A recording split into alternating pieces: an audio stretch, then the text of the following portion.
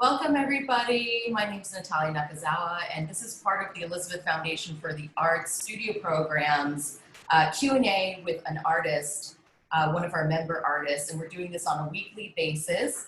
And it's a way to sort of stay in touch with our artists and see what they're, what they're up to, what they've been doing, and talk a little bit about their practice.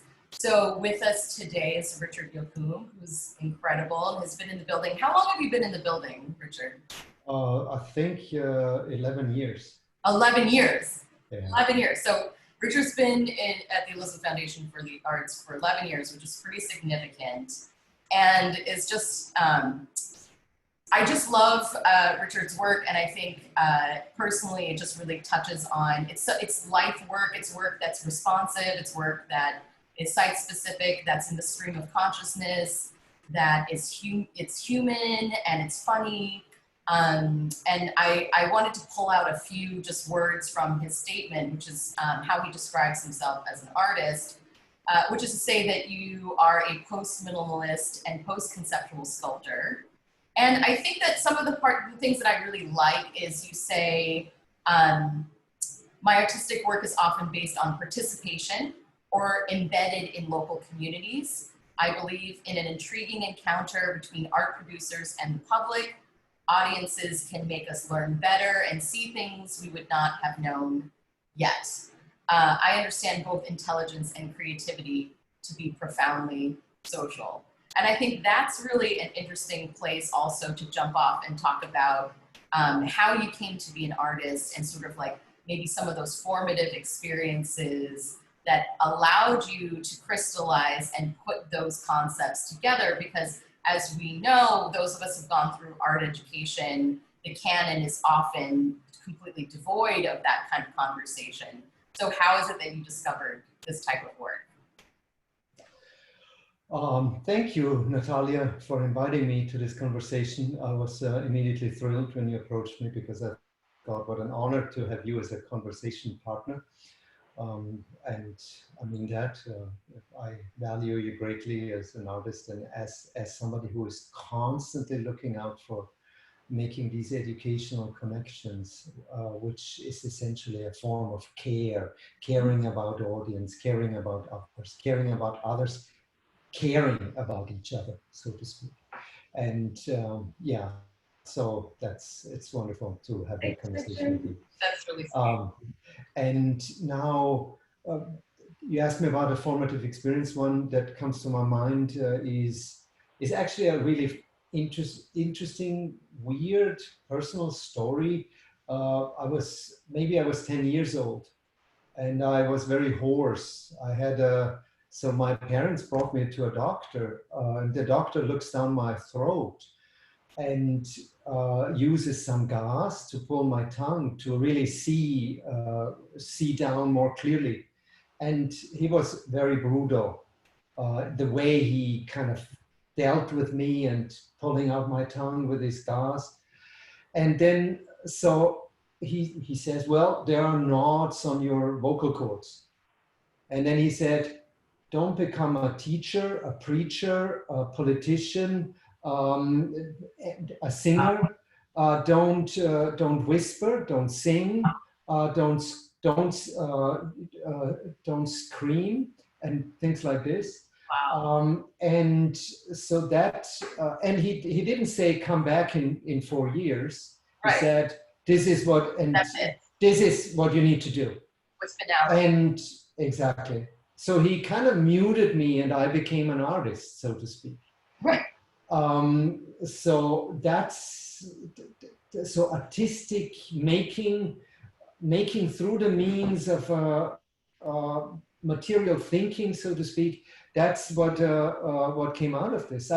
It's not something that that connection is not one that I made early on. It really is in hindsight, and it's a story that kind of tells me something about an artistic identity, finding a voice, finding a voice through working with materials, not necessarily using the physical vocal apparatus, but and of course, I mean, many years later, you defined by becoming a professor. Yeah, but you know when that happened actually after a voice teacher who I ran into in New York tells me, so he muted, I tell her the story, she tells me in response, so he muted you. You should go to see a doctor and revisit your voice. Your voice sounds okay. Yeah, And so I did exactly that, and there is nothing. There's no, I mean, probably since decades. But I needed to hear that in order to say, I can become also a teacher, right. not just an artist. And now I'm very much like this togetherness of being an artist and a teacher. Yes. And because I think when you're an artist, we often deal with our own ideas, and they can be a little bit, it can be almost a bit too much about ourselves. Yeah, absolutely. It's not an independent practice. As much as, you know, artists are spoken about as individuals, you know, as if there's not the rest of the world that is impacting the work or is in collaboration with others. So it is, I mean, it's somewhat of a resistance to try to continuously push back on the cult of the individual. Exactly. And then education, right? Teaching is much about nurturing, listening in, trying to find the potential in somebody else, and helping other people to kind of live up to their potential, or finding their voice, in other words. Again, right? Absolutely. Finding the voice. Absolutely. And in that sense, I feel incredibly blessed that I can work at that intersection, right? On the one hand, being an artist and working through that, but on the other hand, being steeped into education as well. And also recently you curated a show also offering up a new platform for people to submit work that was digitally based. Can you talk a little bit about the exhibition? Maybe that's like a very timely kind of thing. You know, essentially it's an exhibition where we didn't just populate a website with images one after the next, but kind of recreated the gallery space at the university. So we have this Macy art gallery, and of course now with the COVID pandemic, we cannot do anything with it. So, and then I thought, let's see if there is a platform out there that allows us to do this without a lot of extra effort. Right. Because as we are embarking in online, connecting online and doing everything we do now online, including the teaching, I thought, let's not get into, there's this danger of platformitis, I call it, you know. Trying another platform, maybe I can do this stuff better through this. But with all these platforms, there's a learning curve. Absolutely, yeah, and time investment. Exactly. And I thought, let's not waste energy that we don't have at this point, at this particular moment, with exploring a lot of our building new platforms. So I thought, let's use something that's very easy to use. And I gave myself an hour to recreate our website, our gallery through this, and it's a platform called Art Steps, and within an hour I could reproduce our physical gallery as a 3D virtual environment, and then I invited people to participate with works, to submit works, and of course some of our students. It's an exhibition around creative technologies, because that's a track that I oversee at the university. But I wanted to give it a theme, because every exhibition that we do is as strong as the theme that we have. And so I felt, what about a topic like meeting the moment?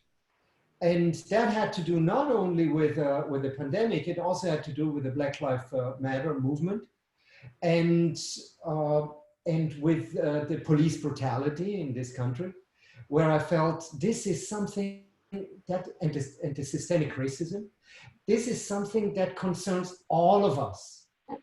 And no matter where, from what angle we are coming, it doesn't matter. It's impacting all of us. And so I thought this is maybe a precise enough title to elicit response that's meaningful. And then I broadened it a bit in terms of reaching out to some communities, the EFA being one of them. And we have a few artists from the EFA that who participated, but other networks where I have engaged in recently as well. And so 15 different voices with this platform that is very easy to access and allows you to kind of then to what we did, it allowed us to do a gallery reception on Zoom, and I shared the screen as I was walking around in that space. And everybody who knows the gallery sees himself in that space together, right? Yeah. And because you see in Zoom, obviously you see the video heads, the vignettes of everybody. And so it just makes us a little more connected because it adds a little bit of physicality or memories of physical spaces into it. And now after the reception, people can go there and see the space on their own and explore the work. I mean, of course, there was a learning curve for our gallery team to install the work, but that's the case with physical exhibitions as well, right? So shipping and handling and then hanging the works. Here we had to deal with file formats and the constraints of 4 megabytes only, etc. It was a little challenging, it was interesting, but we learned so much, and I really think it is a platform that we can continue to use. I was going to say, you see this as having a future, as feeding the program? Fantastic. Yeah, and I got a lot of really positive feedback, so that people said, you know, I've seen a lot of virtual attempts, but this kind of exhibition really worked for them.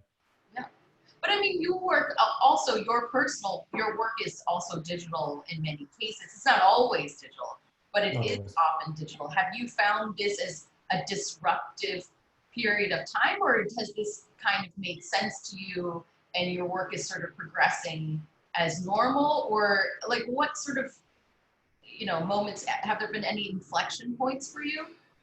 I think it's very disruptive. Yeah. It's very disruptive. And I mean, two things, that our physical access to our studio spaces was disrupted. It's huge. And that physical space is actually mental space. Exactly. As well. Exactly. And so that's one thing, but that was, I didn't feel that was the worst part of it. The worst part was kind of the tripping up of our routines, the tripping up of our, how we go about life, how we think about spaces, how we think about works, because, and create our artworks. In a way, it is like pulling the rug. That's how it felt to me, pulling the rug. And in a way, growing new sea legs. Yeah. And so I felt it was, I mean, at the college, at the university, we have a wonderful leadership in place. And they were kind of writing to their faculty saying, we understand this is not the most productive place. Time, we understand, and we will cut you a lot of slack there, because there is so much going on that is out of our control. And I thought that was the right thing to do from the perspective of leadership. Yeah. On the level of the college and the teaching, etc. But on the level of the art, so there it was understood. In the arts, sometimes we don't understand that. Sometimes we say, artists never need vacation, artists never need a pension, or I mean a retirement, etc. Which there's much to that. But on the other hand, we're not just continuous machines that pick independently of what's going on, and any constraint out there, we work with it creatively and productively. This, I mean, my experience with this pandemic was not productive. And I tell you why, because I feel it's really, I feel it's like disconnecting the work of art from the audience. Yeah. Because all of a sudden you didn't know anymore who is your audience, who sees the works. That sort of feedback that continues, where you see people responding and engaging to the work, and then you're able to sort of like take that into consideration. All of that has been broken down. So it makes sort of like socially engaged work actually a little, it makes it complicated. Exactly. It's like taking the social out of a social practice. Yeah. And of course there are ways to kind of reorient yourself and finding your way again, but it takes time. And we are only seeing how some artists kind of find their ways again, right? Yeah. Just I saw the Lower Manhattan Cultural Council coming out with a few artists that they announced who are doing public work, and all of these pieces are kind of working with the audience, yeah. but they do this on a large scale, right? And on that scale, perhaps it does work. Right. But there is the whole infrastructure of helping them to get this in place. Right. For a lot of us, we don't have that infrastructure. No. For a lot of us, how do we travel? How do we travel to Europe? I wanted to, actually right now I should be in Europe. That was the plan. Right. And it does not, I do not want to sit in an airplane. No. One of my friends told me she teaches a class at CUNY and had 12 students in her class, and 3 of them got COVID, right? This is a few months in the past when New York was the hotspot. Right. And one of them, while sick, right, while being sick, travels back in an airplane to South Korea because her parents feel, oh, our daughter, we need her to be home. This is awful for her to be away. I mean, I understand the rational, but I'm really scared about the error of judgment. Yes. That somebody deliberate, I mean, intentionally, or no, I should say knowingly, right? Knowingly sits in an airplane and knows I'm sick, and I'm most likely I am a danger to everybody who is in close proximity of myself. Right. Apart from those who don't know. Yeah. No, and this is part of the larger discussion about health and how, again, and racism, these sort of questions of like, if one of us is suffering this way, it cannot be that injustice to a few is justice for all. I mean, like, it has to be that we have to address injustice, you know, for all of us. And so this question of like, you know, healthcare and some people thinking it's not their responsibility. It's like, no. How do we sort of create the sense of mutual responsibility and mutual care that goes beyond the barrier of our bodies to other people and to people that maybe look different or live different lives? I mean, like, it has to be, kindness and care has to be part of the conversation at some point. But it does seem like the art world is having a little bit of its own, probably still not enough of its own reckoning, where it's realizing that just, you know, using artists as producers of objects and invisible labor and exploitative practices is probably it's not a good idea. So what ways have you been able to sort of center yourself? What are you reading? Are you reading anything that is helping you work through some of these ideas? Are you, you know, doing any particular schedule, meditate? Like, what are the things that you're doing to sort of work your way through this? I mean, I listen to a lot of podcasts, way more than ever in the past. and learn so much from it. And then another thing, I mean, reading, yes, I read a lot. I mean, on the one hand, professionally, but I have always loved reading. And there are, I mean, some things that I really like a lot. Or some found books that I love to share. One of them being Maggie Nelson. I don't know if you know her. No, I don't. I think she's she's a critic and a theorist and a writer, and she does amazing work. She wrote a book that's called Bluets, and I just love it for the precision of the language. Language that's not, you know, sometimes language can be too intellectual and it carries us somewhere off where it matters. Yeah. And it can become inauthentic, or language can become so beautiful that it doesn't matter either. But she just has these kind of being so concise. And so she looks at the color blue from so many different angles. And it's just a beautiful book. And the style of this writer is very, very arresting. And a type of writing that I feel is a role model for many. I sometimes, or I have in the meantime, given that or recommended that to a student of mine. And so Maggie Nelson, and another one, of course, I mean, that's a book that's been written a while ago, but I just finished it a couple months ago.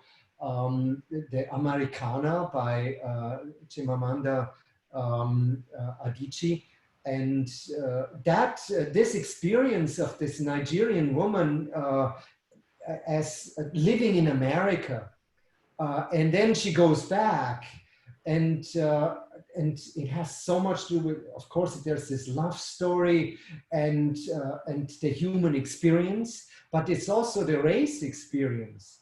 And she looks at it a little bit from outside in, because she didn't grow up in America either, and yet is, as a Black woman, identified with the Black experience of the African American Black experience,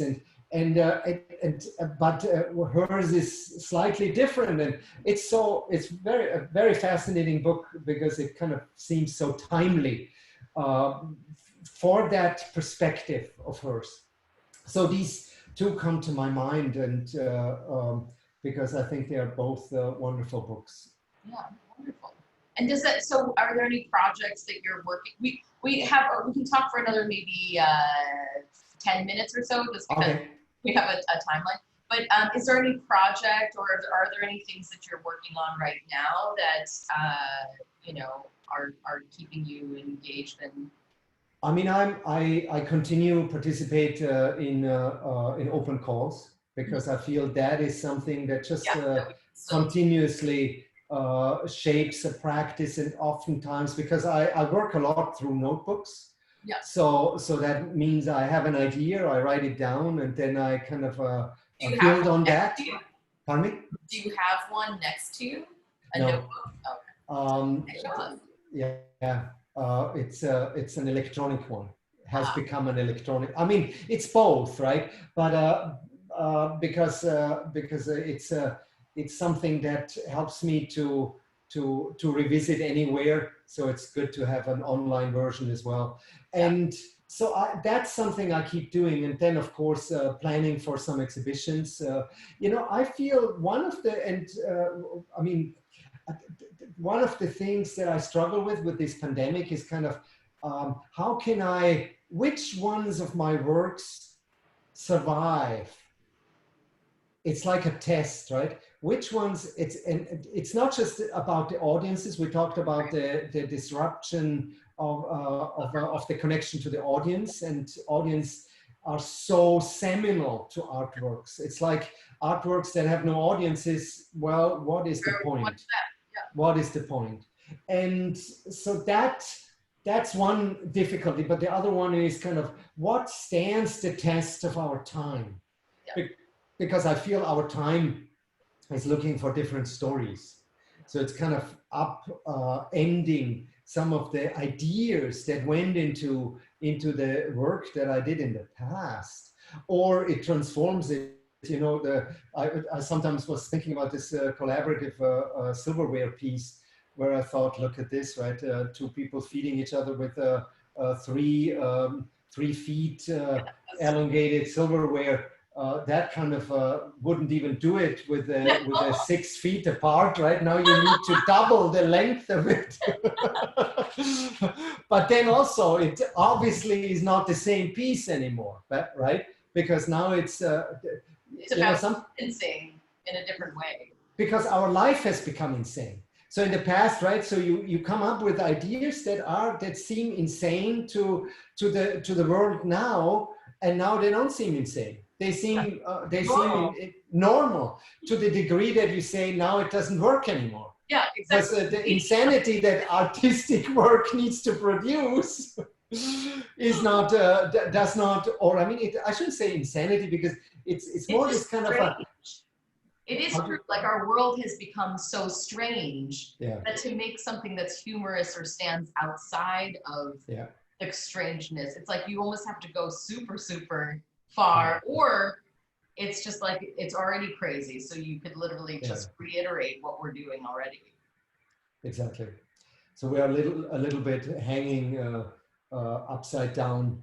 And that's that's a video series that I continue from a different angle. I like that now. Series is so funny. But I cut off the body. It's just it actually has only the legs anymore. Oh, now it's just the legs and the skin. Yeah. So funny. That's so funny. Yeah, it's really. I mean, I'm also thinking about even the piece that you did where you're like throwing the phones. Yeah.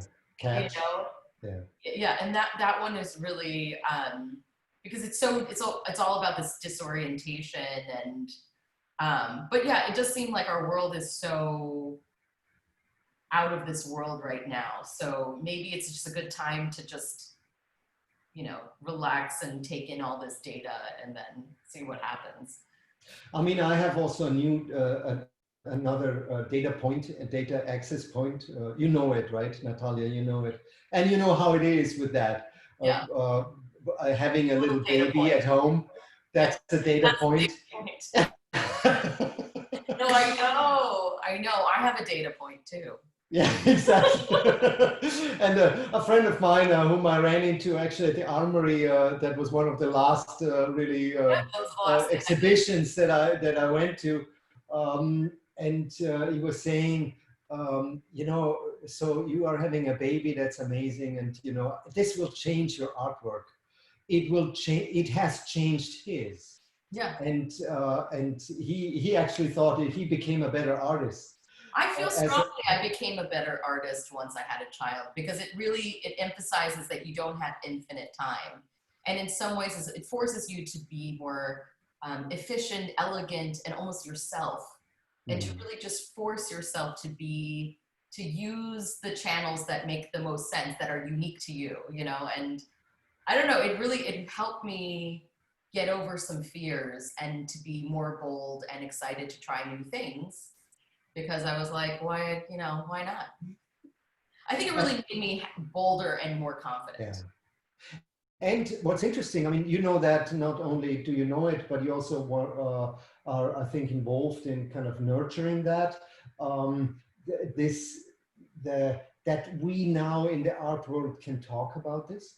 Right? Thank goodness, I know, because it was so limiting to not be able to acknowledge, well, first of all, labor. I mean, we weren't able to really talk about teaching practices or even other things that were feeding us, because it was seen as uncool as a studio artist to have to support yourself. It's like, so now it's like in the dialogue, we're talking about sort of like the economy as a whole, and thinking about new sort of mutual aid and different economic models that make sense. We're talking about labor practices in museums and in galleries and nonprofits. We're talking about, children and motherhood and parenthood and families. And elderly, and all of a sudden now it's like, okay, we're going to have intergenerational talk. We're going to talk about the economy. We're going to talk about the implications of race, sex, gender on, you know, and at least the conversations are happening. Power still remains in certain hands. But I mean, I do think that like, it's inhumane to, it was impossible to sustain that level of smoke and mirrors, because that's not what life's about, you know. I 100% agree, and I think it has a little bit to do with a historical development in some, at least I think one can make that connection. So if the 20th century to a large degree threw out any references to time and space in the art world and in art history, so kind of letting go of that, we are bringing it back radically. Yeah. We are incorporating the artwork in the culture again of its time, right? And that's going back to sort of original fluxus and like original, the art has to be like almost like throw out art. It's, you know. Yeah.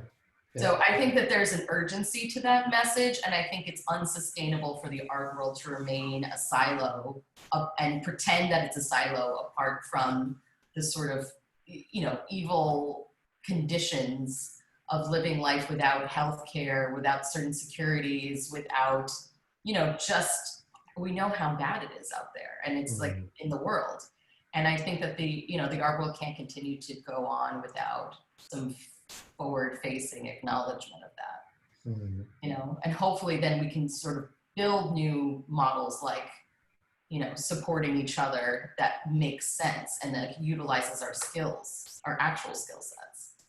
You know, I mean, both, right? Dystopian in a way, dystopian, the type of time we live in. At the same time, it is also kind of a tipping point where some of the potentials that art can bring to the table is particularly called for. Yeah, that's. I mean, that is my deep belief. It's we kind of, it brings us back to the human experience.